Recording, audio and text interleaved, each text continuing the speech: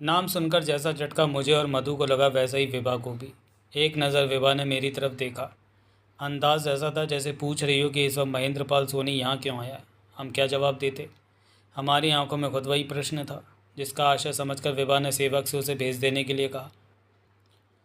सेवक चला गया। कुछ देर बाद महेंद्रपाल सोनी कमरे के अंदर प्रविष्ट हुआ। उसे देखते ही हम बुरी तरह चौंक पड़े। दरअसल इस वक्त उसकी अवस्था ही ऐसी थी कि विभा के मुंह से अनायास ही निकल पड़ा, अरे ये क्या हुआ सोनी। बहुरानी वह एकदम रो पड़ा और अधीर सा होकर विभा की मेज़ की तरफ बढ़ता बोला, मुझे बचा लो बहुरानी, मैं आपकी कसम खाकर कहता हूँ मैंने कुछ नहीं किया है। मैं बिल्कुल निर्दोष हूँ।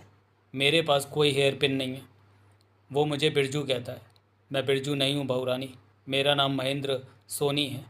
मैं आपके पैर पड़ता हूँ, आप ही मुझे बचा सकती हैं।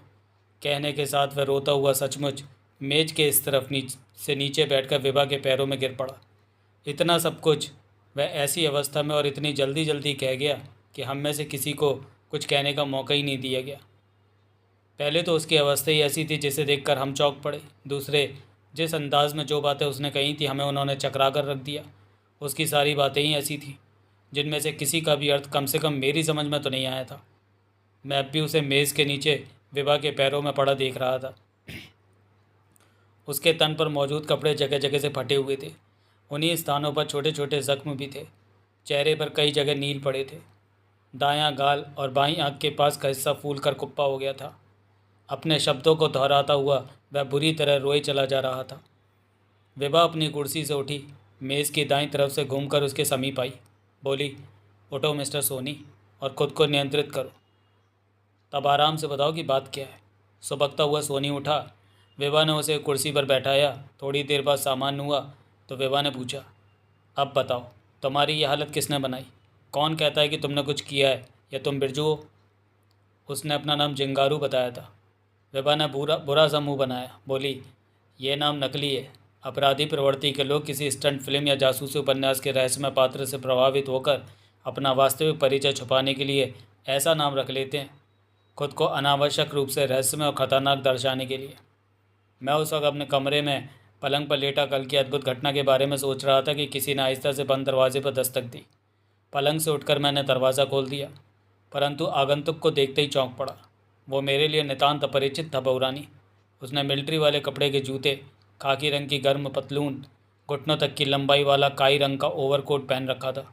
उसके सिर पर काले रंग की चिड़ियों के पंखों वाली टोपी थी। गले में मफलर और आंखों पर गहरे काले लेंसों का चश्मा पहने था वो। उसकी लंबाई क्या रही होगी? 5 फुट 6 या 7 इंच के करीब। वह बहुत स्वस्थ था बहुरानी, बेहद ताकतवर। खैर, फिर क्या हुआ? पहनावे से ही वो मुझे बहुत अजीब सा लगा था। अतः मैंने पूछा, आप कौन हैं, किससे मिलना चाहते हो? जवाब में जिंगारू ने कहा कि आप मेहमानों से दरवाजे पर खड़े खड़े ही बात करते हैं। मैंने शिष्टाचार के नाते एक तरफ हटकर उसे अंदर आने का रास्ता दिया। कमरे के अंदर पहला कदम रखते ही वह मुझ पर किसी चीते की तरह झपट पड़ा। अनायास ही मेरा मुंह चीख पड़ने के लिए खोला, किंतु चीख की आवाज़ ओठों से बाहर नहीं निकल सकी, क्योंकि उसका मजबूत हाथ बहुत पहले ही मेरे मुंह पर कुकर का ढक्कन बनकर चिपक चुका था। मैं घबराया और हड़बड़ाया से उसकी गिरफ्त में मचल कर रह गया।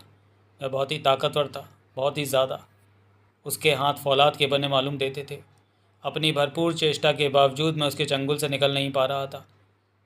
अचानक ही मुंह से किसी भेड़िए किसी गुर्राहट निकली, रुक जा, अगर हाथ पैर चलाए तो हड्डी पसली तोड़कर जेब में रख दूंगा। आवाज़ इतनी ज़्यादा सर्द, कड़क और ख़तरनाक थी कि मेरे सारे जिस्म में झुरझुरी सी दौड़ गई, मानो किसी ने जिस्म के किसी हिस्से पर करंट युक्त नंगे तार छुआ दिए हों। फिर खुद ब खुद मैंने उसकी गिरफ्त से निकलने की कोशिश छोड़ दी। अगले ही पल मैंने अपनी पीठ पर रिवॉल्वर की नाल का ठंडा स्पर्श महसूस किया। मेरा पोर पोर कांप उठा। मैं तेरे मुंह से हाथ हटा रहा हूँ, लेकिन याद रख, अगर तूने ज़ोर से बोलने की कोशिश की तो ये रिवॉल्वर तुझसे कहीं ज़्यादा ज़ोर से चीखेगा और तेरी बोलने की शक्ति हमेशा के लिए छीन लेगा। मरता क्या ना करता, वही हुआ जो उसने चाहा। पहले उसने दरवाज़ा बंद करके अंदर से वोल्ट किया। मैं खड़ा कांप रहा था। रिवॉल्वर मेरे सीने पर रखकर गुर्राया, नाम बदलने से इंसान नहीं बदल जाता। क्या मतलब? मैंने बड़ी मुश्किल से पूछा। तेरा नाम बिरजू है? बिरजू नहीं तो, मैं जल्दी से बोला। मेरा नाम महेंद्रपाल सोनी है, आप किसी से भी पूछ सकते हैं। मैं यहाँ सर्विस करने से पहले महानगर में रहता था। तू सारी दुनिया को दे सकता है, धोखा दे सकता है बिरजू, लेकिन चिंगारू को नहीं। चिंगारू कौन? मेरा नाम है हरामजादे। आपको गलत फहमी हुई है, मेरा नाम बिरजू नहीं है। मैं तो इस नाम के किसी आदमी को जानता तक नहीं हूँ। अच्छा नाटक कर लेता है, उसने कहा। खैर, तेरे इस नाटक से मुझ पर कोई विशेष फ़र्क नहीं पड़ना है। मुझे तो केवल वो हेयर पिन चाहिए। Hairpin? मैं उछल पड़ा। कौन सा हेयर पिन? ज़्यादा नाटक मत कर कुत्ते। घुर्राने के साथ ही हाथ बढ़ाकर उसने मेरा गिरेबान पकड़ लिया। तू अच्छी तरह जानता है कि मैं कौन से हेयर पिन की बात कर रहा हूँ। सच्चाई तो यह है जिंगारू भाई कि तुमने मुझे किसी की गलतफहमी में पकड़ लिया है। तुम्हारी हर बात मेरे समझ से परे है। मैं बहुरानी के हेयर पिन की बात कर रहा हूँ, जिसके डुप्लीकेट पिन से तूने जोगा की हत्या की थी। Duplicate pin? जोगा की हत्या? मेरी खोपड़ी घूम गई। आंखों के सामने जोगा की लाश और आपका हेयर पिन ना छूटा। मैंने जोगा की हत्या नहीं की है।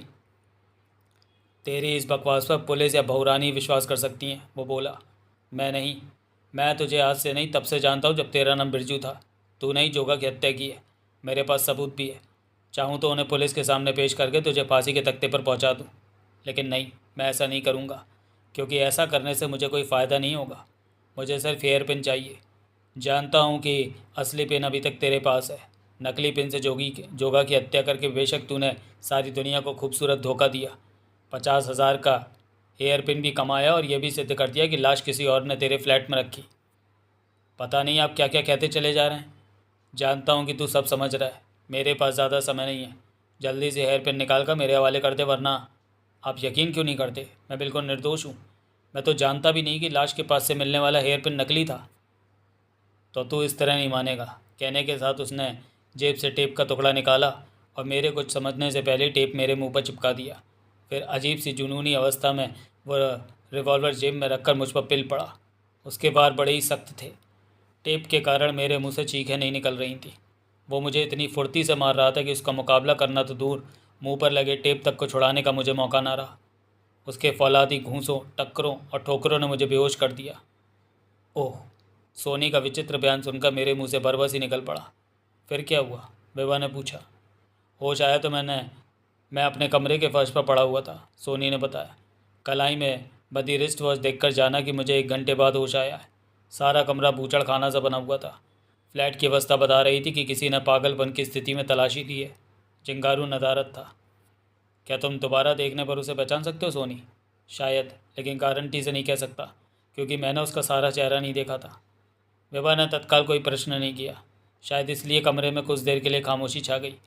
महेंद्रपाल सोनी के साथ मैं और मधु भी काफ़ी बेचैनी के साथ उसके बोलने की प्रतीक्षा कर रहे थे। उसके चेहरे पर कुछ सोचने के भाव थे और उन्हीं भावों के को लिए वह बड़बड़ाई। तो वह तुम्हें बिरजू कह रहा था, तुम्हें जोगा का हत्यारा समझता है, और ये भी कि तुम्हारे पास पेन है। ये उसका वहम है बहुरानी, सोनी ने जल्दी से कहा। मगर इसमें मैं तुम्हारी क्या मदद कर सकती हूँ? मुझे उससे आप ही बचा सकते हैं बहुरानी। मेरा दिल कहता है कि अभी उसका वहम दूर नहीं हुआ है। वो मेरे पास फिर आएगा, मुझे मारेगा। मुझे उससे बहुत डर लग रहा है बहुरानी। यह मनगढ़ंत कहानी बनाकर तुम हमें सुनाने किसके कहने पर आए हो? मनगढ़ंत कहानी? सोनी चौंक पड़ा। क्या आपको मेरी बातों पर यकीन नहीं है बहुरानी? विभा ने कड़ी दृष्टि से महेंद्रपाल सोनी को देखा और फिर किसी खतरनाक नागिन के समान फुफकारी। हमने पूछा है कि तुम किसके कहने पर यहाँ आए हो?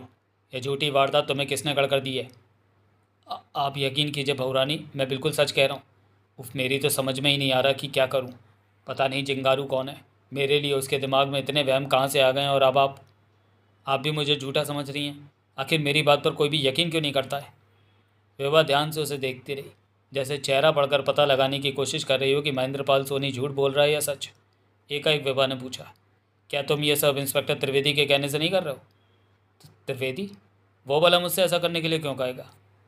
उसने तुमसे दीनदयाल से बातें करने के लिए भी तो कहा था। हाँ, कहा था, ये कहकर कि उसे दीनदयाल पर हत्यारा होने का शक है। उसने मुझसे मदद मांगी थी, और अनूप बाबू के हत्यारों को पकड़वाने में मैं कुछ मदद कर सकूं, इसे मैंने अपने लिए गौरव की बात समझा था। त्रिवेदी से तुम्हारा क्या संबंध है? महानगर डिग्री कॉलेज में आज से 5 साल पहले वो मेरा क्लास फेलो रहा था। फिर हम चढ़कर अपने अपने रास्तों पर निकल गए। मेरे यहाँ सर्विस लगी तो एक दिन त्रिवेदी से मेरी भेंट हो गई।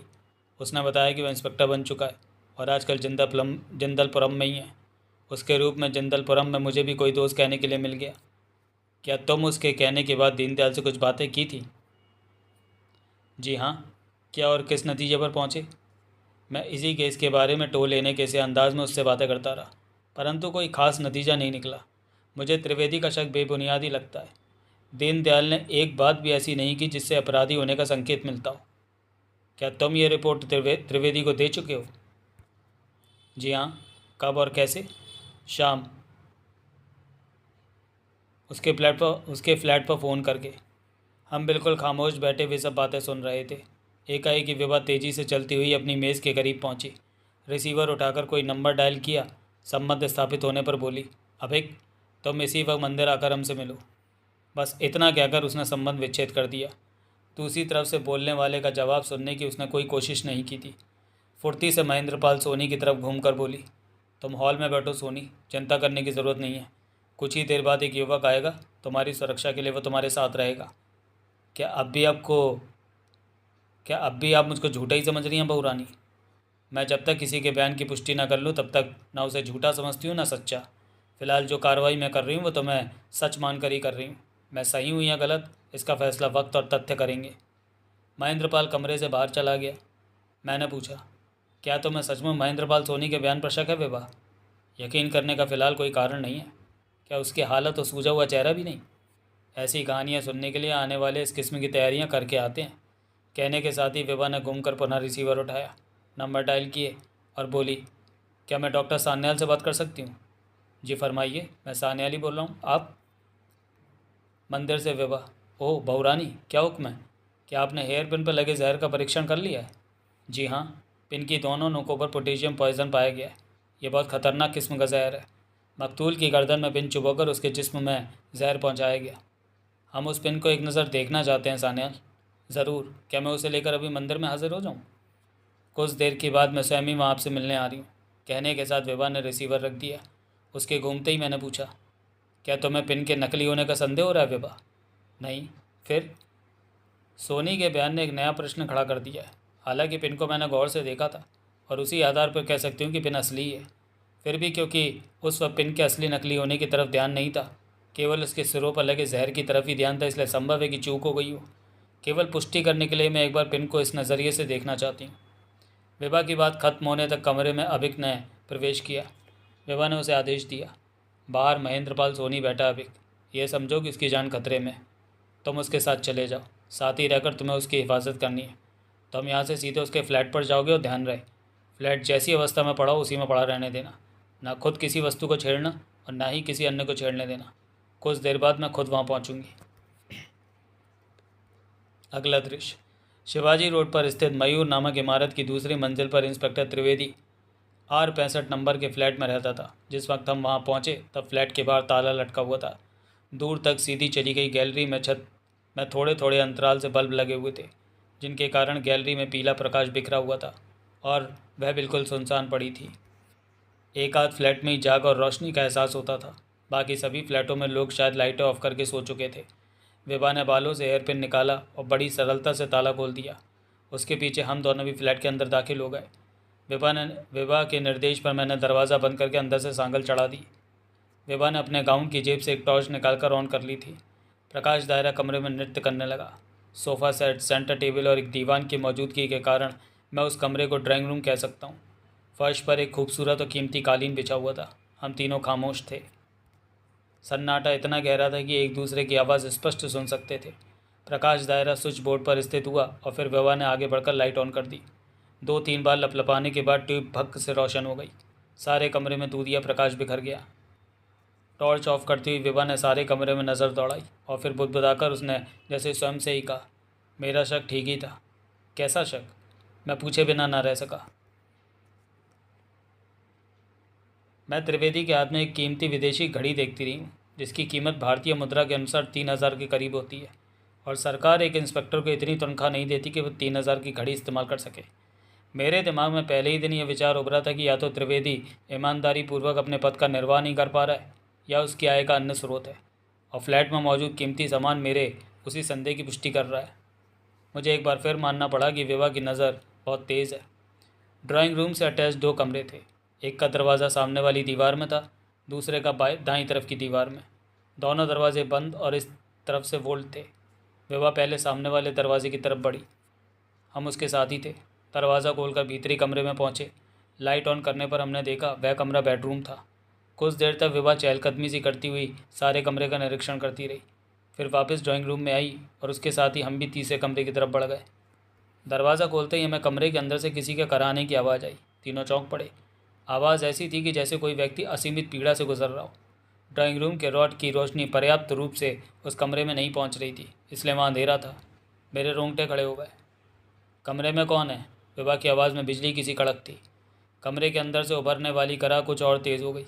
इस बीच विभा फुर्ती के साथ जेब से टॉर्च निकालकर ऑन कर चुकी थी। प्रकाश झागों का दायरा तेज़ी से दौड़कर एक कोने से जा टकराया और उसी कोने में कुर्सी पर एक इंसानी जिस्म बंधा बैठा था। किसी ने उसे रस्सियों से जकड़ रखा था। मेरा दिल धक धक करने लगा। कुर्सी पर बंधा व्यक्ति आंखों को मिचमिचाकर टॉर्च की तरफ देख रहा था। उसके मुंह में जीभ नहीं थी, हाथों से उंगलियां नदारत। सुधा पटेल? मेरे और मधु के कण से चीख सी निकल गई। उसके जीभ रहित मुंह से निकलने वाली करा कुछ और तेज़ हो गई। विभा ने जल्दी से स्विच बोर्ड तलाश करके स्विच ऑन कर दिया। होल्डर में फंसा एक कम वॉट का बल्ब खिल उठा। सारे कमरे में धुंधली सी पीली रोशनी भर गई। विभा ने टॉर्च ऑफ करके जेब में रखी। विभा दौड़कर उसके नज़दीक पहुंची। विभा को देखकर सुधा पटेल की आंखों में जीवन ज्योति सी नजर आने लगी। मैं और मधु भी दौड़कर उसके नज़दीक पहुंचे। सुधा की अवस्था बहुत ही दयनीय थी। चेहरा गंदा हो गया था, हर तरफ वीरानी। एक दूसरे से उलझे हुए बाल बुरी तरह बिखरे पड़े थे। जीभ रहित हलक में खून सा जमा हुआ था। कटी हुई उंगलियों की जड़ों में पट्टियां बंधी हुई थीं। दोनों कलाइयाँ कुर्सी के हत्थों के साथ बंधी हुई थीं। तुम सुधा पटेल हो ना? विभा ने पूछा। गूं गूं करती हुई सुधा पटेल ने अपना सिर स्वीकृति में हिलाया।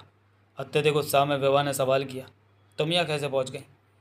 मुंह खोलकर आंखों के इशारे से सुधा पटेल ने कुछ बताने की कोशिश तो भरपूर की थी, परंतु हम तीनों में से किसी की भी समझ में कुछ नहीं आ गया। आप आया? विभा ने पूछा। क्या तुम्हें यहाँ इंस्पेक्टर त्रिवेदी ने कैद कर रखा है? सुधा पटेल ने स्वीकृति में गर्दन हिलाई। कब से? विभा ने सवाल कर तो दिया, परंतु अगले ही पल स्वयं उसकी समझ में आ गया कि सुधा पटेल इस सवाल का जवाब नहीं दे सकेगी। वह किसी भी सवाल का जवाब केवल गर्दन हिलाकर हाँ या नहीं में दे सकती है। अतः उससे केवल वही सवाल किए जा सकते थे जिनके जवाब हाँ या ना में हो सकें। शायद यही सोचकर विभा ने पूछा, क्या तुम्हारी जीभ और उंगलियां त्रिवेदी ने काटी हैं? उसने गर्दन हिलाकर जवाब दिया, हाँ।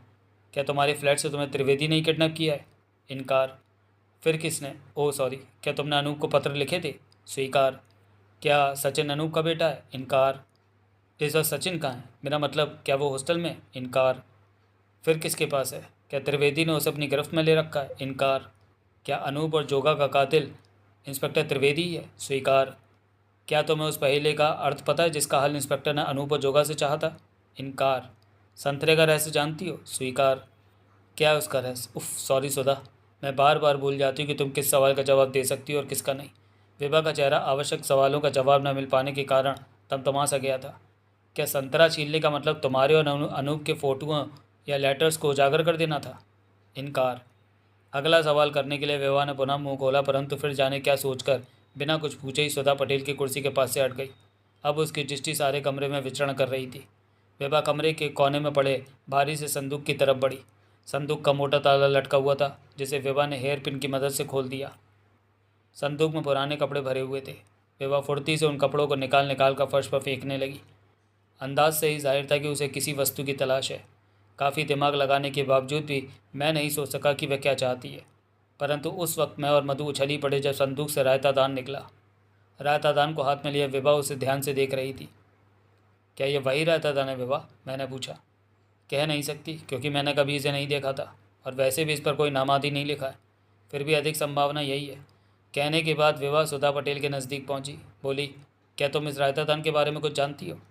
सुधा पटेल के स्वीकारात्मक जवाब के बाद विभा ने पूछा, क्या ये रायता दान हमारा है? सुधा ने पुनः हाँ में गर्दन हिलाई। विभा ने पूछा, क्या इसे मंदिर से त्रिवेदी ने चुराया था? स्वीकार। अनूप के नाम तुमसे वे पत्र त्रिवेदी ने लिखवाए थे? स्वीकार। गुड। विभा की आंखें चमक उठी। अनूप ने तुम्हें कभी कोई पत्र नहीं लिखा था। तुम्हारा अनूप से कभी कोई वैसा संबंध नहीं रहा था जैसा तुम्हारे उन पत्रों से नजर आता था। अपने मन चाहे मजमून के वे पत्र तुमसे ज़बरदस्ती त्रिवेदी ने लिखवाए। मुझे धोखे में डालने के लिए पत्रों को हमारी तिजोरी में रखा।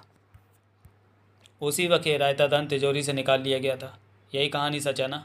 सुधा ने गर्दन हिलाकर हाँ कहा। विभा सीधी खड़ी हो गई। इत्मीनान की बहुत ही लंबी और गहरी सांस ली थी उसने, शायद इसलिए कि उसकी नज़र में उसके पति के कैरेक्टर पर लगा धब्बा बिल्कुल झूठा साबित हुआ था। इस वक्त अपनी विभा के चेहरे पर मैं बड़ी ज़बरदस्त आभा देख रहा था। पहले से कई गुना ज़्यादा उत्साहित सी वो मेरी तरफ घूमकर बोली, आओ वेद, ड्राइंग रूम में चलें, तुमसे कुछ विचार विमर्श करना है। कहने के बाद वह रुकी नहीं, तेज़ी के साथ उस कमरे से बाहर निकल गई। मैं और मधु लपकते हुए से उसके पीछे ड्राइंग रूम में पहुंच गए। विभा ने खुद ड्राइंग रूम और उसके कमरे के बीच का दरवाज़ा बंद किया जिसमें सुधा थी। विभा ने एक क्षण भी गंवाए बिना मुझसे सवाल किया, अब तुम्हारा क्या ख्याल है वेद? किस बारे में? मेरा मतलब यहाँ की स्थिति और सुधा के सीमित बयान के बाद तुम किस नतीजे पर पहुँचे हो? इसके अलावा और क्या नतीजा निकलता है कि मुजरिम इंस्पेक्टर त्रिवेदी है? तुम्हारे ख्याल से हमारा अगला कदम क्या होना चाहिए? मेरे ख्याल से तो एक क्षण भी गंवाए बिना इंस्पेक्टर त्रिवेदी को गिरफ्तार कर लेना चाहिए। वो हत्यारा है, स्पष्ट हो चुका है कि सब कुछ उसी ने किया है। ऐसा उसने क्यों किया ये उसे उगल नहीं होगा। वे बात चुप रही, कदाचित बड़ी गहराई से वह कुछ सोच रही थी। क्या सोच रही हो? मैंने अधीरतापूर्वक पूछा। मेरे ख्याल से यदि उसे फ़ौरन गिरफ्तार करने के स्थान पर हम एक नाटक करें तो ज़्यादा अच्छा रहेगा। कैसा नाटक? हमें यहाँ से इस तरह निकल जाना चाहिए जैसे कभी आए ही नहीं थे, विभा ने कहा। यानी हमें यहाँ से अपने आगमन का हर सूत्र मिटाकर चले जाना है, उसके बाद इंस्पेक्टर को यहाँ भेजना है। उससे लाभ? तुम्हारे सोचने में अवगुण ये है कि तुम हल्का सा सूत्र मिलते ही एकदम से किसी निर्णय पर पहुँच जाते हो, जबकि मैं खूब सोच समझकर हालातों और सबूतों को हर कसौटी पर खरा उतार कर ही निर्णय निकालना चाहती हूँ। तुम्हारी थ्योरी क्या है? माना कि हत्यारा त्रिवेदी नहीं कोई अन्य, वो त्रिवेदी को फंसाना चाहता है। फ्लैट से त्रिवेदी के जाने और हमारे आने के बीच काफ़ी समय रहा है। उस समय में वह सुधा पटेल और रहतादान को यहाँ पहुँचा गया। हत्यारे की कठपुतली बनी सुधा पटेल हत्यारा त्रिवेदी को कह रही है। हत्यारे ने उसकी जीभ और उंगलियाँ काट डाली। क्या सुधा पटेल अब भी कोई बयान उसके संकेत पद से दे सकती है? नहीं, मैं नहीं मान सकता। इतना सब कुछ खोने के बाद सुधा हत्यारे के इशारे पर झूठा बयान नहीं दे सकती। एक माँ तो दे सकती है। मैं हक्का बक्का रह गया, एकदम से कुछ कहते ना बन पड़ा। गड़बड़ा कर बोला, क्या मतलब? याद रखने वाली बात है वेद, सुधा पटेल का एक बेटा है।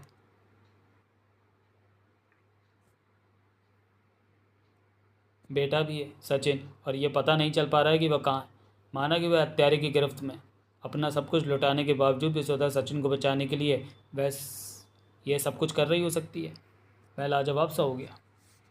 फिर भी बोला, इसका मतलब तो इंस्पेक्टर त्रिवेदी को मुजरिम नहीं मानती, ये मानती हो कि असल मुजरिम खुद को बचाने के लिए उसे चारे के रूप में पेश कर रहा है। क्यों नहीं हो सकता? त्रिवेदी का दीनदयाल के संबंधों को छुपाना और उसके द्वारा सोनी से की गई बातों का तुम्हारे पास क्या जवाब है?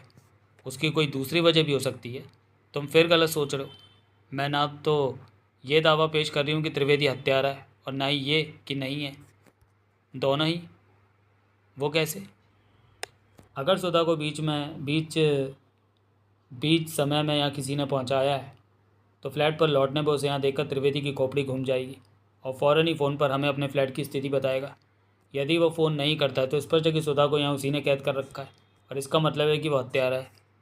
मुझे विभा का आइडिया जमा। बोला, सुधा पटेल उसे हमारे आगमन के बारे में बता भी तो सकती है। अगर त्रिवेदी मुजरिम है तो ये निश्चित है कि सचिन उसकी गिरफ्तारी में नहीं है। यदि होता तो वो उसे कभी मुजरिम नहीं कह सकती थी, और जब वह सच बोलने की स्थिति में है तो किसी भी हाल में त्रिवेदी को उसके लाभ की सूचना नहीं देगी। कहने के साथ ही विभा ने तिपाही पर रखे फ़ोन से रिसीवर उठाया, नंबर डायल किया।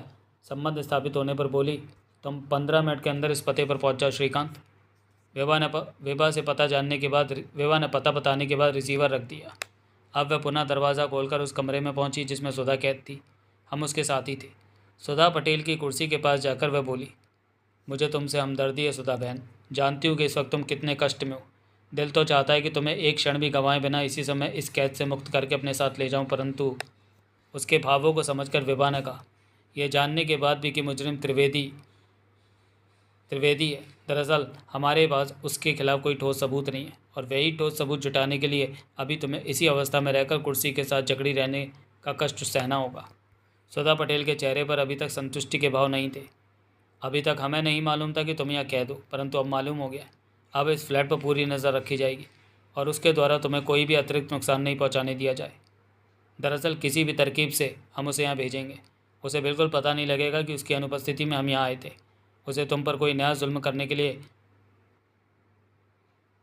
हम उस पर पूरी नज़र रखेंगे, और जैसे ही वह तुम पर जुल्म करने के लिए आगे बढ़ेगा, ना सिर्फ उसे नाकामयाब कर दिया जाएगा बल्कि रंगे हाथों पकड़ भी लिया जाएगा।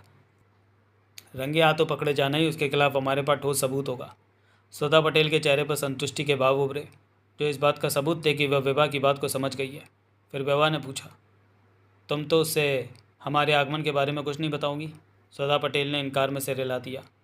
वेरी गुड और थैंक यू सुधा। विभा की आंखें चमकने लगी। हत्यारे के खिलाफ सबूत जुटाने में जो कष्ट सहने के लिए तुम तैयार हुई हो, मैं तुम्हारी उस कुर्बानी को हमेशा याद रखूंगी। कहने के तुरंत बाद विभा बड़ी फुर्ती से मेरी तरफ घूमकर बोली, हमें इस फ्लैट में ऐसा कोई भी चिन्ह बाकी नहीं छोड़ना है वेद, जिसे त्रिवेदी को हमारे आगमन का हल्का सा भी इल्म हो। इस काम में तुम मेरी मदद करो। हर वो चिन्ह मिटा डालो जो हमारे आगमन का प्रतीक हो। कहने के साथ ही वो संदूक की तरफ बढ़ गई जिसमें से रायता दान मिला था। पहले तो कुछ भी न समझने की स्थिति में मैं हक्का बक्का ही खड़ा रह गया, लेकिन शीघ्र ही विवाह का अर्थ समझकर बेडरूम की लाइट ऑफ करने के लिए वहाँ से निकल पड़ा। तब तक विवाह फर्श पर पड़ा संदूक का सामान संदूक में रखने लगी थी। मुश्किल से 10 मिनट में हम उस काम से फारिग हो गए। 2 मिनट विवाह ने एक बार फिर सारे फ्लैट को चेक करने में लगाए। संतुष्ट होने पर विवाह मुझसे बोली, आओ वेद बाहर चलें। ये रायता दान? मैंने टोका। रायता दान उसके हाथ में था जिसे मैंने उसे संदूक में न रखने के लिए टोका था। बोली, इसे मैं यहाँ नहीं रख सकती या छोड़ सकती। वैसे भी ये कोई खास बात नहीं है। आते ही त्रिवेदी संदूक खोलने वाला नहीं है। सुधा पटेल का हौसला बढ़ाने के लिए विभा ने उसे 2-4 शब्द और कहे तथा उसके बाद हम फ्लैट से बाहर आ गए। दरवाज़ा बंद करके हेयरपिन से विभा ने ताला पूर्वक बंद किए ही था कि लगभग भागता हुआ सा वहाँ श्रीकांत पहुँच गया। विभा ने श्रीकांत को संक्षेप में सब कुछ समझाकर मुस्तैदी के साथ फ्लैट की निगरानी करने के लिए कहा। श्रीकांत को वहीं नियुक्त करके हम तेज़ी के साथ इमारत से बाहर निकलने के लिए बढ़ गए। न केवल दीनदयाल के फ्लैट ही बल्कि जिस इमारत में उसका फ्लैट था उस इमारत के इर्द गिर्द का चप्पा चप्पा हम तीनों ने छान मारा, किंतु इंस्पेक्टर त्रिवेदी हमें कहीं नहीं मिला। और ये बहुत ही हैरत अंगेज़ बात थी। लगातार 1 घंटे की मेहनत के बाद भी जब हमें त्रिवेदी कहीं नज़र न आया तो हम कार के समीप इकट्ठे हो गए। मैं बोला, कमाल हो गया, त्रिवेदी गधे की सींग की तरह गायब है। उसे यही तो उलझन है, विभा सोचती हुई सी बोली। हम चुप रहे। जब उसी की समझ में कुछ नहीं आ रहा था तो हम क्या समझ सकते थे। एकाएक ही वह बोली, उसके ठाठ बाट से ये तो जाहिर हो ही चुका है वेद कि वह अपने पद पर ईमानदार और कर्तव्यनिष्ठ नहीं है। दीनदयाल उसका दोस्त है ही। ओ हाँ, ऐसा हो सकता है कि वो दीनदयाल के फ्लैट में बैठा उसके साथ ही पीने पिलाने में व्यस्त हो। सोच रहा हो कि बाद में कोई भी अनशन रिपोर्ट हमें दे देगा। ऐसा ही लगता है। आओ। कहने के साथ ही एक बार फिर इमारत की तरफ बढ़ गए। हम उसके साथ ही थे। दीनदयाल के फ्लैट के बंद दरवाजे पर विभा ने स्वयं दस्तक दी।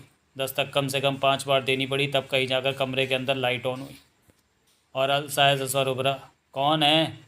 दरवाज़ा खोलो दीनदयाल, यहाँ मैं। अरे बहुरानी। दीनदयाल का चौंका हुआ सर और साथ ही ऐसी आवाज़ जैसे वह दरवाजे पर झपटा हो। अगले ही पल एक झटके से दरवाज़ा खुल गया। सामने अस्त व्यस्त हक्का बक्का और बुरी तरह हैरत में डूबा दीनदयाल खड़ा था। उसके मुंह से निकला, बहुरानी आप इस वक्त यहाँ? मुझे हुक्म किया होता। उसके शब्दों पर कोई ध्यान न देती हुई विभा हवा के झोंके की तरह अंदर दाखिल हुई। दीनदयाल अवाक से ही खड़ा रह गया, जबकि विभा केवल 3 मिनट में फ्लैट के तीनों कमरों का निरीक्षण करके वापस लौट आई थी। क्या बात है बहुरानी, आप क्या तलाश कर रही हैं? हैरत के कारण दीनदयाल का बुरा हाल था। उसे कड़ी दृष्टि से घूरती हुई विभा ने सवाल किया, त्रिवेदी कहाँ है? त्रिवेदी? दीनदयाल एकदम घबरा गया। कौन त्रिवेदी? विभा के जबड़े भिज गए, चेहरा सख्त हो गया, आंखों में कठोरता उभर आई, दांत पीसती हुई सी गुर्राई। मैं इंस्पेक्टर एस.एन. त्रिवेदी की बात कर रही हूँ। इंस्पेक्टर त्रिवेदी? लेकिन उसका यहाँ क्या काम बहुरानी? इस बार गुस्से में तमतमाती हुई विभा ने झपट कर दोनों हाथों से दीनदयाल का गिरेबान पकड़ लिया। बड़े ही खतरनाक स्वर में गुर्राई, अगर तुमने एक क्षण भी और ये नाटक किया तो त्रिवेदी यहाँ नहीं आया। दीनदयाल का वाक्य पूरा होने से पहले ही तड़ाक से विभा का भरपूर थप्पड़ दीनदयाल के गाल पर पड़ा और दीनदयाल के आगे के शब्द हल्की सी चीख में बदल गए। उसके निचले होंठ से खून बहने लगा था। विभा चीख रही थी, हमें झूठ से नफरत है दीनदयाल, सख्त नफरत। उस वक्त की बेचारे दीनदयाल की स्थिति तो क्या लिखूं। सब मैं और मधु एक सर्द सी झुरझुरी लेकर रह गए थे। विभा के उस नए अनोखे और भयानक रूप को देखकर हम कांप गए। वह किसी जहरीली नागिन की तरफ फफकारती से नजर आ रही थी, जबकि दीनदयाल हाथ जोड़कर बोला, मुझे माफ़ कर दो बहुरानी, मगर ये झूठ नहीं है। त्रिवेदी यहाँ नहीं आया। क्या तुम उसे जानते नहीं हो? जानता हूँ। फिर तुमने उसका और अपना परिचय क्यों हमसे छुपाया? उसके नाम पर चौंकने का नाटक क्यों किया तुमने? वो दीनदयाल कुछ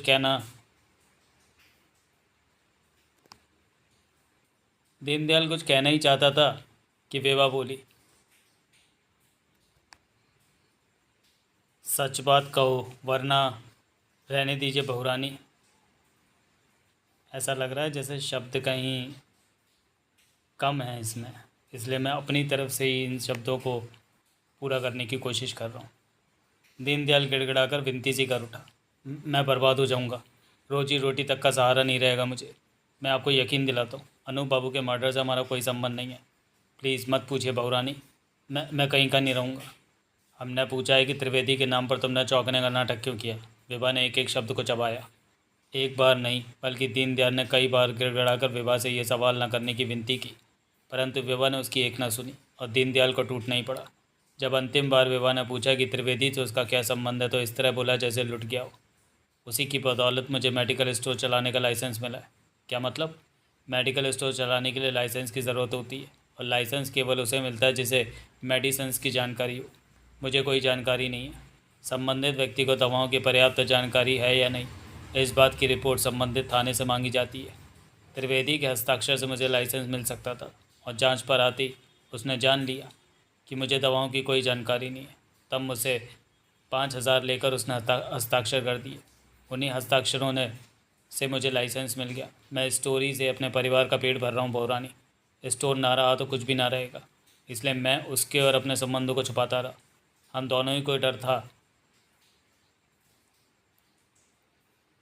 लाइसेंस रद्द हो जाने का और उसके रिश्वत के चक्के में फंस जाने का। अतः हम महीने में एक दिन गुप्त रूप से एंजॉय होटल में मिलते थे। क्यों? विभा ने पूछा। हमारा मतलब तुम्हें बोगस लाइसेंस दिलाने के लिए उसने कीमत ले ली, तुम्हें लाइसेंस मिल गया, उसके बाद तुम्हारे मिलने की क्या वजह रह गई?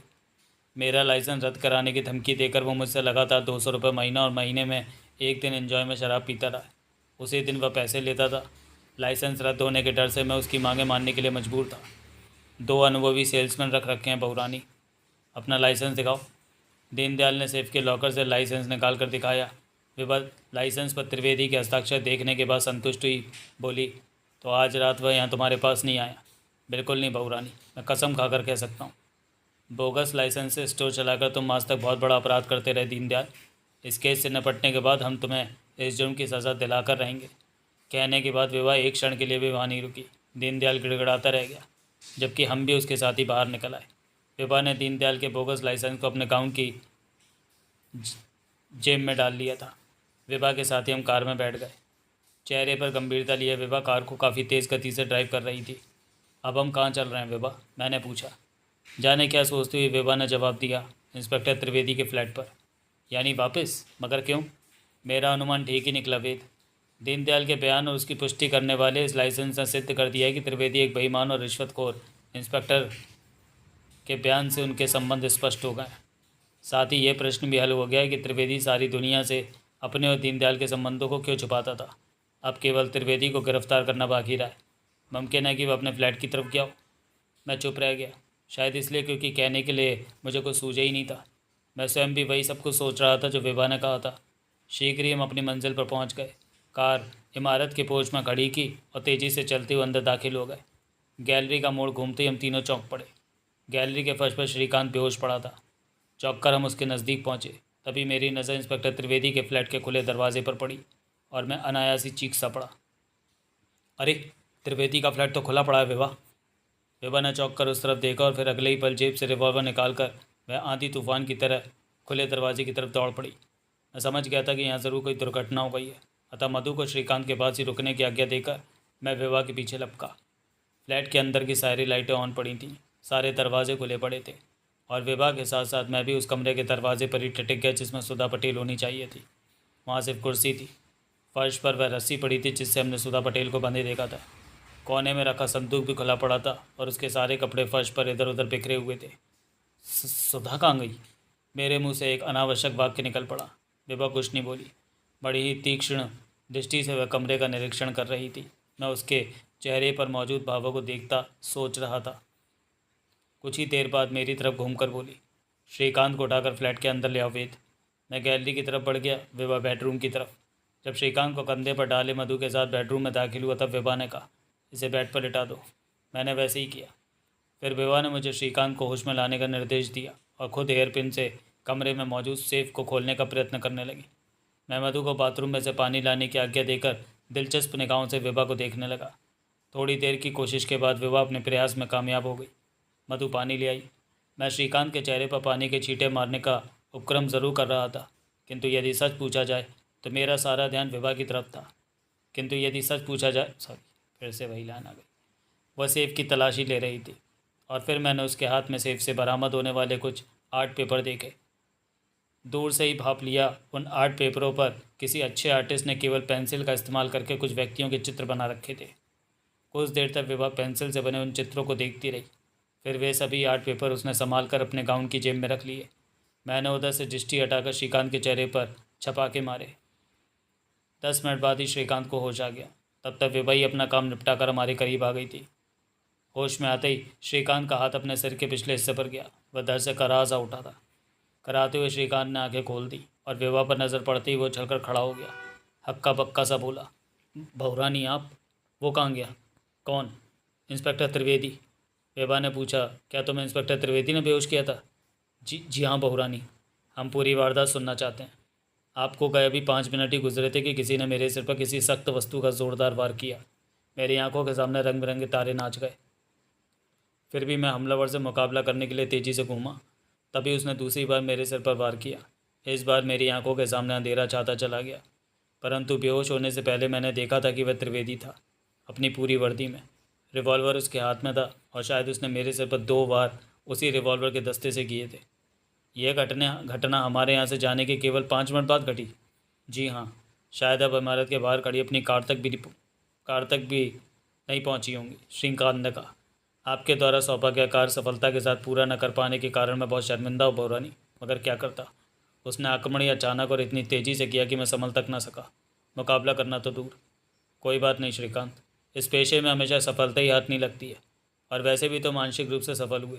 विभा ने कहा, अचानक और जिस तेज़ी से तुम पर आक्रमण हुए उससे जाहिर है कि आक्रमणकारी तुम्हारी आंखों से खुद को छुपाना चाहता था, फिर भी तुमने उसे पहचान ही लिया। वह त्रिवेदी ही था बहुरानी, तुम जा सकते हो, विभा ने कहा। श्रीकांत चला गया। मैंने विभा से कहा, इस बार तुम चोट खा गई विभा। यदि मेरे मुताबिक करती हूँ सुधा पटेल को इसी फ्लैट में छोड़ कर ना जाती तो हत्या चश्मदीद गवाह को गायब न कर देता।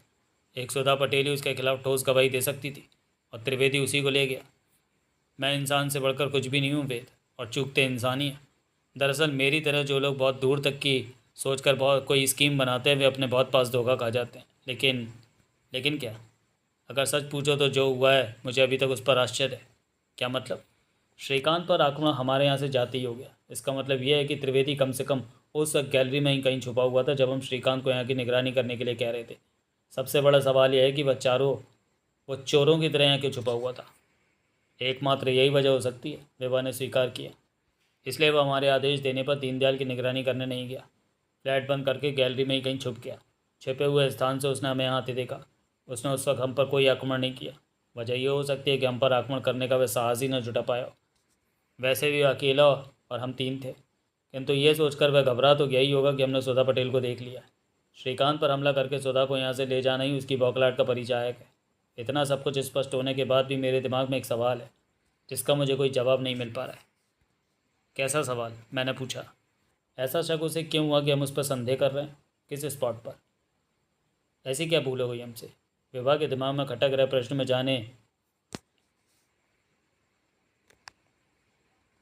में जान थी, किंतु इस प्रश्न का जवाब हम में से किसी के भी पास नहीं था। इसलिए चुप ही रहे और कुछ देर के लिए हमारे बीच गहरी खामोशी छा गई। खैर, वे वही बोली, फिलहाल हमारे चारों तरफ इतने सवाल बिखरे पड़े हैं कि किसी एक ही में उलझ कर बर्बाद करने के लिए समय नहीं है। जो बात समझ में नहीं आती उसे छोड़कर हमें आगे बढ़ जाना चाहिए। ऐसी स्थिति में तुम्हारे ख्याल से हमें सबसे पहला कदम क्या उठाना चाहिए? मेरे ख्याल से तो किसी भी तरह सबसे पहले त्रिवेदी को खोज निकालना चाहिए। यही ठीक रहेगा। कहने के साथ ही विभा ड्राइंग रूम में रखे फ़ोन के नज़दीक पहुंची। नंबर डायल किए और उसके द्वारा की गई बातों से मैं समझ गया कि वह एसएसपी से बातें कर रही है। संबंध विच्छेद करने के बाद मेरी तरफ घूमकर बोली, कुछ ही देर बाद यहाँ पुलिस दल बल और फोटोग्राफर के साथ एसएसपी आने वाले हैं। उनके आने और उन्हें सब कुछ समझाने के बाद ही हम यहाँ से जा सकते हैं। मैं चुप रह गया। तुम्हें उस सेफ से कुछ आर्ट पेपर मिले थे विभा बहन? मधु ने कहा। हाँ। एक सोफे पर बैठते हुए विभा ने जेब से आर्ट पेपर निकाल लिए। क्या है इनमें? पेपर्स को देखते हुए विभा ने कहा, किसी बहुत ही अच्छे आर्टिस्ट ने इस आर्ट पेपरों पर केवल पेंसिल से कुछ लोगों के चित्र बनाए हैं। किन लोगों के? देखो, कहते हुए विभा ने एक आर्ट पेपर मेरी तरफ बढ़ा दिया। चित्र पर नज़र पड़ते ही मैं चकित स्वर में चीख सा पड़ा, अरे ये तो अनूप बाबू का चित्र है। इसे देखो। विभा ने मुझे दूसरा चित्र दिया। चित्रों को देखने से ही लगता था कि जिसने भी वे बनाया वह आर्ट का पुजारी है। दूसरे चित्र को देखते ही मैं एक बार फिर उछल पड़ा। इस बार मधु चीख पड़ी, ये तो जोगा या इकबाल गजनवी है, अब इसे देखो। कहने के बाद जब विभा ने तीसरा पेपर हमें दिया तो हमारे आश्चर्य का ठिकाना ना रहा। ये चित्र सुधा पटेल का था। पेंसिल से बने इस चित्र की पहेली हमारी समझ में बिल्कुल नहीं आई। मधु ने तो कह भी दिया, ये सब क्या मामला है विभा बहन, तुम्हारी समझ में कुछ आया वेद? विभा ने मुझसे पूछा। समझ में नहीं आता, आखिर ये चित्र किस आर्टिस्ट ने किस मकसद से बनाया है, और चित्र त्रिवेदी की सेब में क्यों रखे थे? क्या त्रिवेदी चित्रकार भी है? ये चित्र त्रिवेदी ने नहीं बनाए बल्कि किसी अन्य ने बनाकर उसे दिए हैं। किस लिए? त्रिवेदी से इन सब का मर्डर कराने के लिए। क्या मतलब? मतलब जानने से पहले ये दो चित्र और देखो। कहने के साथ ही विभा ने 2 आर्ट पेपर मुझे पकड़ा दिए। मैं उन चित्रों को देखता रह गया क्योंकि वे दोनों ही व्यक्ति मेरे लिए नितांत अपरिचित थे। काफ़ी देर तक देखता रहने के बाद मैं बोला, मैं अभी तक कुछ समझा नहीं। अभी इन 2 व्यक्तियों की हत्या होना बाकी है। मैं बाहर सा मुँह फाड़े हैरत से विभा का मुँह देखता रह गया, जबकि विभा बोली, अब तुम कहोगे कि मैं ऐसा कैसे कह सकती हूँ? जवाब मेरे पास है। ये कुल 5 चित्र हैं, 5 में से 2 की हत्या हो चुकी है। तीसरी यानी सुधा हत्यारे के जुल्मों की शिकार है। दुश्मन का उद्देश्य शायद अंततः उसकी भी हत्या कर देना है, और फिर नंबर आएगा बाकी बचे हुए इन दोनों का। ये दोनों कौन है? क्या तुम इन्हें जानती हो? अगर जानती होती तो मैं सो यहाँ इतने आराम से ना बैठी होती, विभा ने कहा, बल्कि इनमें से किसी के पास जाकर उसका बयान लेती। इनमें से किसी का भी बयान हम हत्यारे के भेद को खोल सकता है। तुम कैसे कह सकते हो कि चित्र त्रिवेदी ने नहीं बनाए बल्कि किसी अन्य ने उसे दिए? अगर चित्र वह स्वयं बनाता तो अपनी सेव में कभी न रखता। चित्र निश्चय ही उसे बनाकर दिए गए और इन 5 की हत्या का सौदा किया गया। मगर पहचान के लिए पेंसिल के बने चित्र क्यों दिए गए, फ़ोटो क्यों नहीं? गुड, ये सवाल बहुत ही महत्वपूर्ण है वेद, और इसके जवाब में फ़िलहाल इतना ही कह सकती हूँ कि किसी व्यक्ति ने इन 5 को केवल एक एक बार देखा, और ऐसे किसी भी समय पर उसके पास कैमरा नहीं रहा होगा। निश्चय ही वह व्यक्ति आर्टिस्ट रहा होगा जिसने बाद में अपनी स्मृति के आधार पर ये चित्र बना दिए। ये चित्र इस केस में हमारी क्या मदद कर सकते हैं? मैं भविष्यवक्ता नहीं हूँ वेद, फिलहाल केवल इतना ही कहा जा सकता है कि इन चित्रों का इस केस से कोई ना कोई संबंध ज़रूर है। हाँ, यदि इन 2 में से हमें कोई मिल जाए तो बात अधूरी ही रह गई। गैलरी में भारी बूटों की आवाज़ गूंज उठी। विभा फुर्ती से खड़ी हुई, मुझसे आर्ट पेपर लेकर जल्दी से जेब में रखती हुई बोली, इन चित्रों के बारे में पुलिस के सामने हमें कोई जिक्र नहीं करना है। हम में से अभी कोई कुछ बोल भी नहीं सका था कि कमरे में हवा की झोंके की तरह एसएसपी साहब दाखिल हुए। विभा ने उन्हें श्रीकांत और वीणा द्वारा बताई गई दीनदयाल और महेंद्रपाल सोनी से मिलने वालों की लिस्टों से लेकर अब तक की सारी वारदात संक्षेप में सुना दी। अपनी कहानी में उसने राजदाताओं और चित्रों का बिल्कुल जिक्र नहीं किया था। सुनकर एसएसपी साहब दंग रह गए, शायद ये सोचकर कि मुजरिम उन्हीं के विभाग का इंस्पेक्टर है। एसएसपी साहब ने विभा को पूरा आश्वासन दिया कि वे जल्दी से जल्दी इंस्पेक्टर त्रिवेदी को खोज निकालेंगे। इसके बाद हमने एसएसपी महोदय से विदा ली। हम डॉक्टर सान्याल के सामने बैठे थे और विभा के साथ ही उसे हेयर पिन को मैं और मधु भी बहुत ध्यान से देख रहे थे। विभा ने पिन अपने सामने मेज़ पर रखा, अपनी जेब से दूसरा पिन भी निकालकर उसी के बराबर में रख दिया। मेज़ पर रखे टेबल लैम्प को घुमाकर विभा ने उसका फोकस पिनों पर स्थिर कर दिया। अब विभा दोनों पिनों का तुलनात्मक अध्ययन कर रही थी। मेरी और मधु की कोशिश भी दोनों पिनों में किसी अंतर को तलाश करने की थी। कम से कम हम दोनों में से तो किसी को उनमें कोई अंतर नज़र नहीं आ रहा था। डॉक्टर सान्याल चकित से हमारी तरफ देख रहे थे।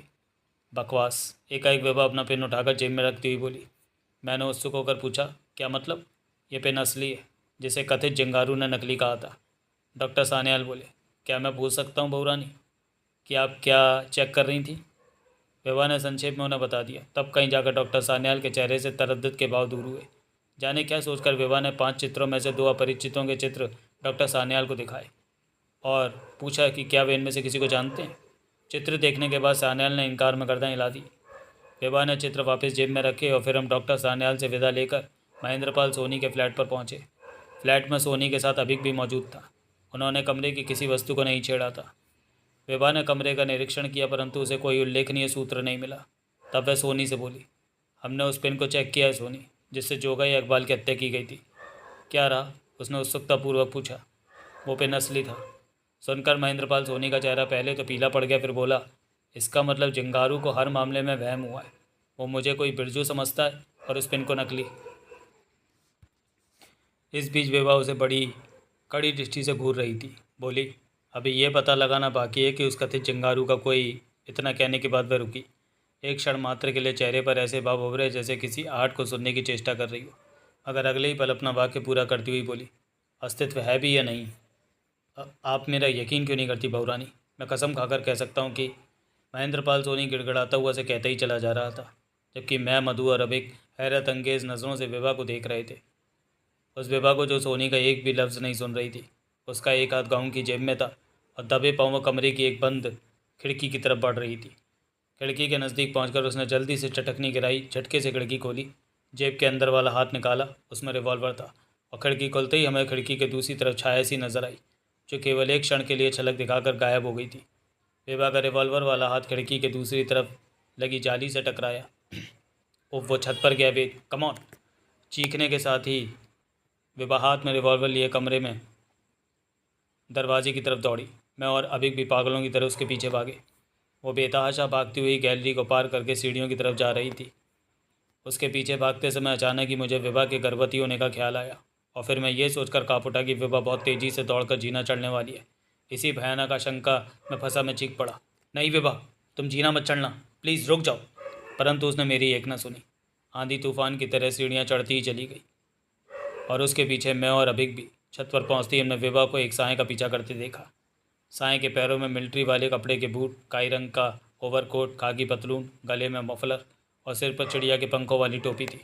विभा से कोई 20 कदम आगे वह दौड़ा चला जा रहा था। उसके पीछे दौड़ते हुए विभा ने ज़ोर से चीख कर चेतावनी दी, रुक जाओ वरना गोली मार दूंगी। साया रुका नहीं, वह छत पर भागता ही चला गया। मैं चिल्लाकर विभा को रुक जाने के लिए कहता हुआ उसके पीछे था। सबसे आगे दौड़ते हुए साय के सामने इस इमारत की छत का अंतिम किनारा आ गया। उस तरफ एक पतली सी गली थी।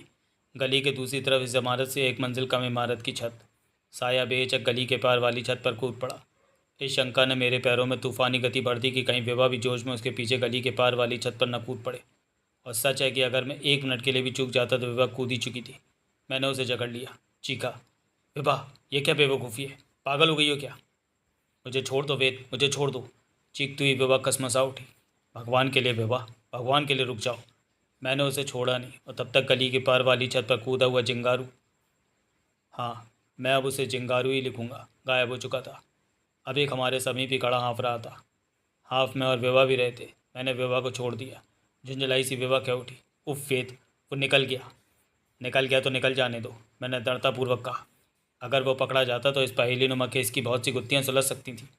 कोई भी गुत्थी सुलझना जिंदल वन से ज़्यादा महत्व नहीं रखता। कहने के बाद मैं वहाँ रुका नहीं, तेज़ी से वापस सीढ़ियों की तरफ बढ़ा। विभा और अभिक अवाक से कुछ देर तक वहीं खड़े रह गए। फिर वे भी मेरे ही पीछे हो लिए। अचानक ही मची इस अजीब सी भगदड़ और हमारे चीखने के कारण इमारत में जाग हो गई थी। विभा को वहाँ देखकर सभी चौंक पड़े, तरह तरह के सवाल करने लगे। खुद विभा ने नहीं, उन्हें बड़ी मुश्किल से समझा बुझाकर अपने अपने कमरे में भेजा।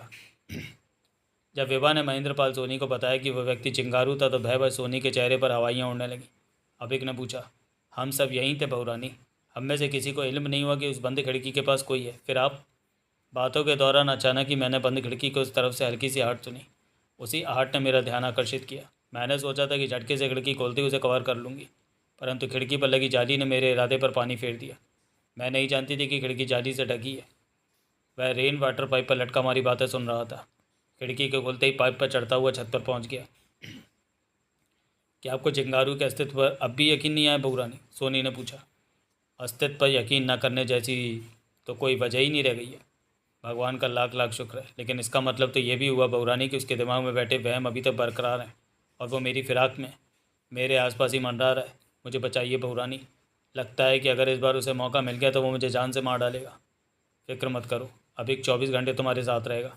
सांत्वना देने के बाद विभा ने जेब से पुनः वे दोनों अपरिचित वाले चित्र निकाले और महेंद्रपाल सोनी को दिखाती हुई बोली, इन दोनों चित्रों को ध्यान से देखो सोनी, और बताओ कि क्या तुमने इन दोनों में से किसी को देखा है?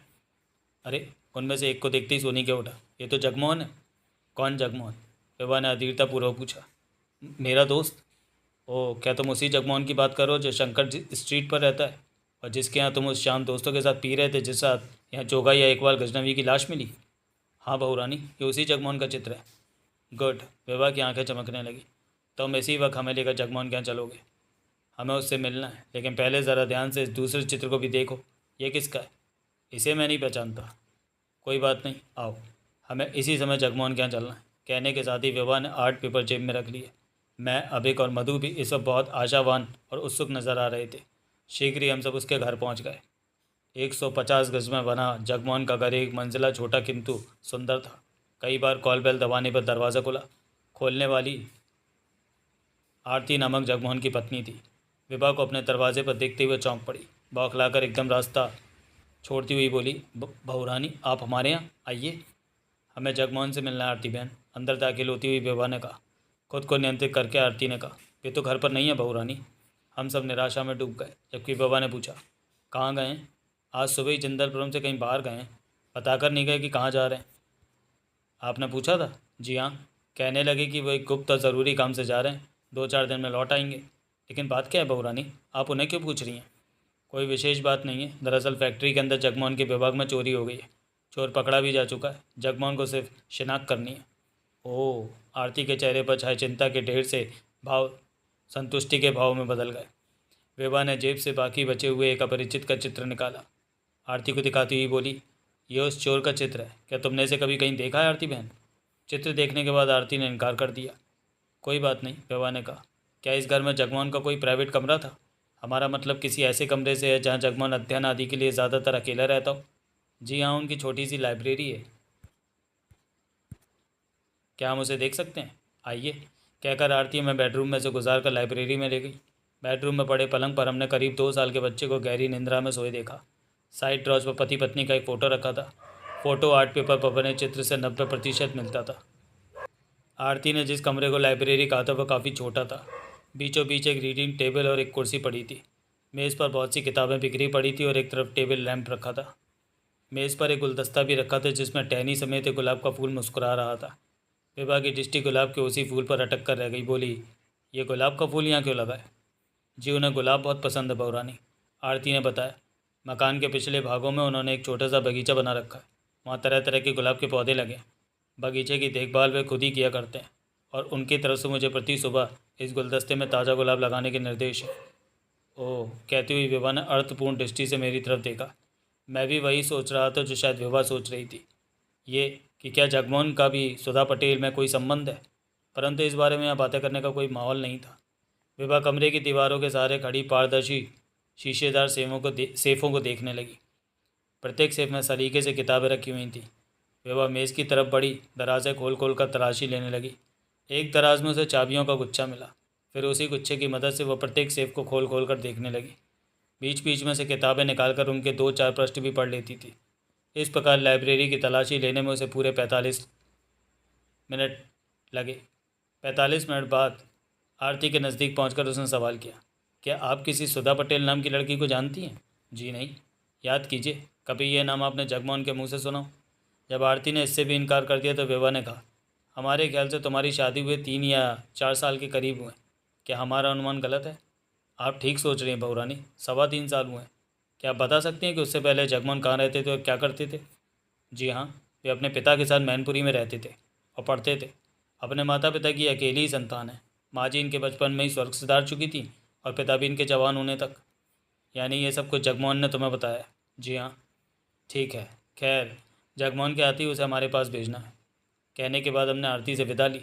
अभी को विभा ने महेंद्रपाल सोनी के साथ उसके फ्लैट पर भेज दिया और हम तीनों शंकर स्ट्रीट से मंदिर की तरफ रवाना हुए। रास्ते में मैंने कहा, जगमोहन के ना मिलने से सारी उम्मीदों पर पानी फेर दिया। हाँ, अगर वह मिल जाता तो इस केस की बहुत सी गुत्थियाँ यहीं सुलझ जाती। मगर तुम आरती से जगमोहन के अतीत से संबंधित सवाल क्यों कर रही थी?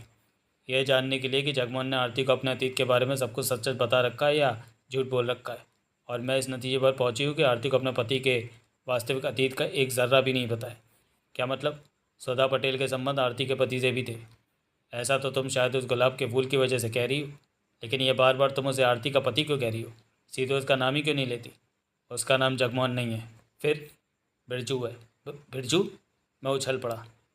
क्या क्या वही बिरजू जिसका जिक्र कालू ने किया था? क्या जगमोहन ही बिरजू है? मगर ये बात तुम्हें कब और कैसे पता लगी? एक किताब के बीच में बहुत से पत्र रखे थे, मैंने उनमें से कई पत्र पढ़े। वे पत्र सुधा पटेल ने बिरजू को लिखे थे। मजमून लगभग वही था जैसा अनूप और जोगा को लिखे गए पत्रों में था। पत्रों के माध्यम से सुधा पटेल ने सचिन को बिरजू का लड़का बताया और इन पत्रों के मुताबिक सुधा और बिरजू के बीच विलेन का काम कोई टिंगू नामक व्यक्ति कर रहा था। टिंगू? घटनाओं के आधार पर मेरे द्वारा लगाए गए अनुमानानुसार इस व्यक्ति का नाम टिंगू होना चाहिए। कहने के साथ ही विभा ने एकमात्र अपरिचित का चित्र मुझे पकड़ा दिया। विभा की बातों ने मुझे हैरत में डाल दिया था।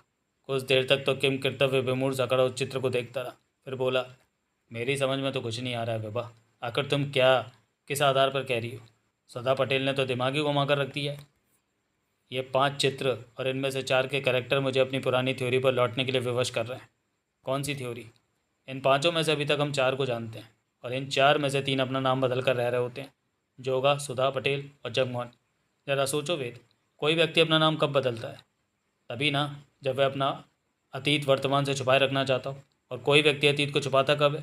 तभी ना जब उसने अपने अतीत में कोई घिनौना कृत्य या जुर्म किया हो। अनूप अपना नाम नहीं छुपाता। वह इतनी बड़ी हस्ती है कि चाहकर भी नाम नहीं छुपा सकता, लेकिन अपना अतीत छुपाने की कोशिश वे भी करते हैं। अर्थात चारों ही अपना नाम छुपाते हैं। इससे जाहिर है कि 5वां यानी टिंगू भी अपना अतीत ज़रूर छुपाता होगा, यानी वो भी किसी अन्य नाम से कहीं रह रहा होगा।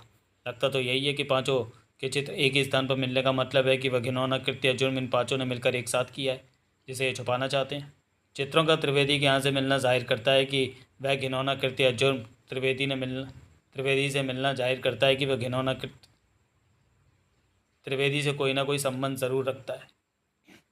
जिस वक्त कृत्य या जुर्म किया जा रहा था उस वक्त घटनास्थल पर त्रिवेदी नहीं था। किसी आर्टिस्ट ने कृत्य या जुर्म होते देखा, उसने मुजरिमों के चित्र बनाकर त्रिवेदी को दे दिए, और जब त्रिवेदी इन सबसे इनके द्वारा किए गए उसी कृत्य या जुर्म का बदला ले रहा है।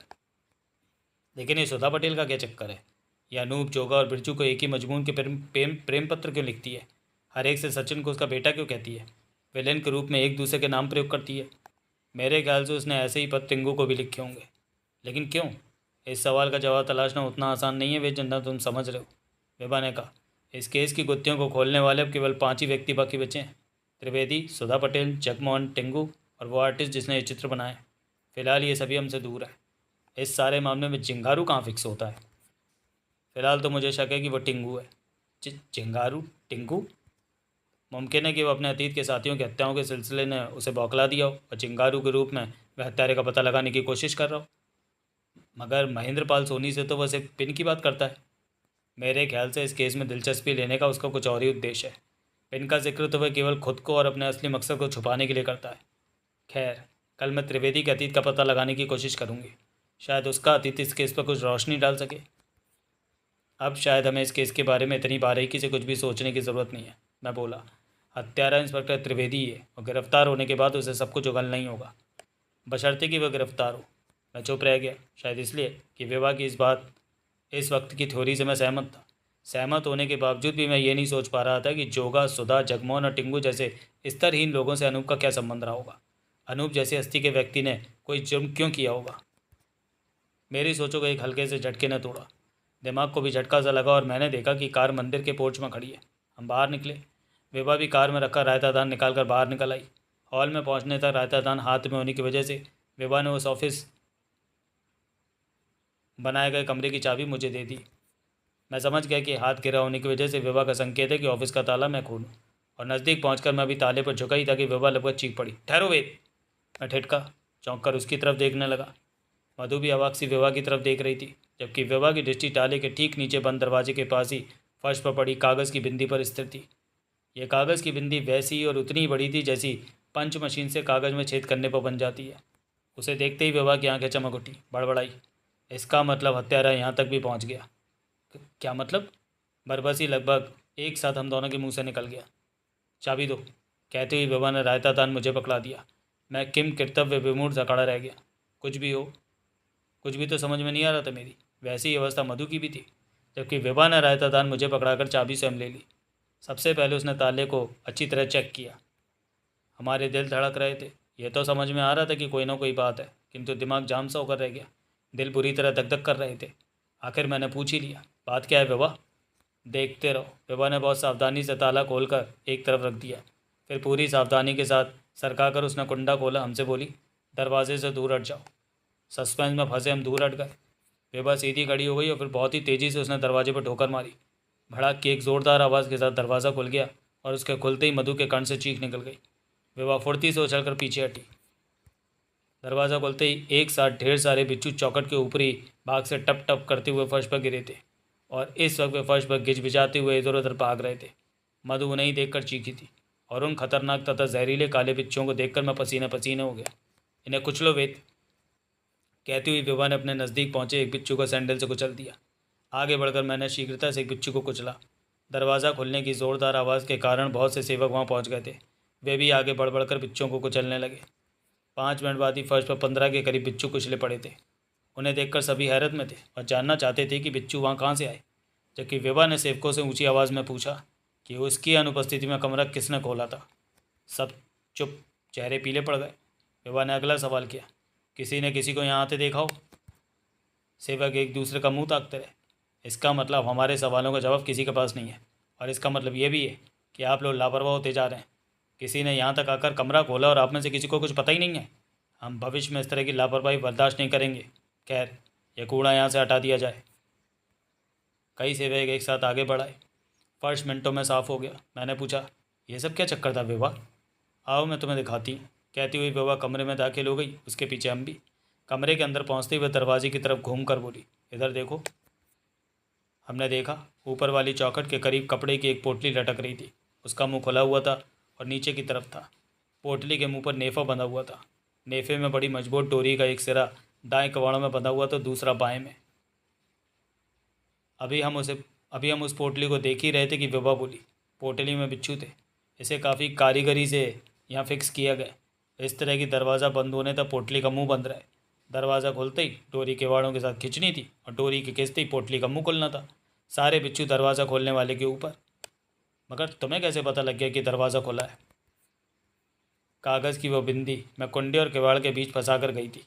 बिना कुंडा खुले वो फर्श पर नहीं गिर सकती। उसे फर्श पर पड़ी देखते ही मैं समझ गई कि दरवाजे को किसी ने छेड़ा है। ओह, मगर तुमने ये प्रबंध क्यों किया? क्या तुम्हें ऐसे ही कुछ होने का शक था? डिटेक्टिव का सबसे पहला धर्म सतर्क रहना है। चूकते ही मृत्यु निश्चित है, और उस वक्त विशेष रूप से सतर्क रहना पड़ता है जब हत्यारा एक धमकी भरा पत्र लिख चुका हो। तो ये प्रबंध हत्यारे ने तुम्हें मारने के लिए किया था? नहीं, विभा धीमे से मुस्कुराई। पोटली में ये बिच्छू मेरे स्वागत के लिए टांगे गए थे। मैं गंभीर स्वर में बोला, तुम इस केस के पीछे भागदौड़ करनी बंद कर दो विभा। अगर तुम्हें कुछ हो गया तो? रात काफ़ी हो गई है वेद, तुम थक गए हो, जाकर आराम करो। मैं उसे देखता रह गया।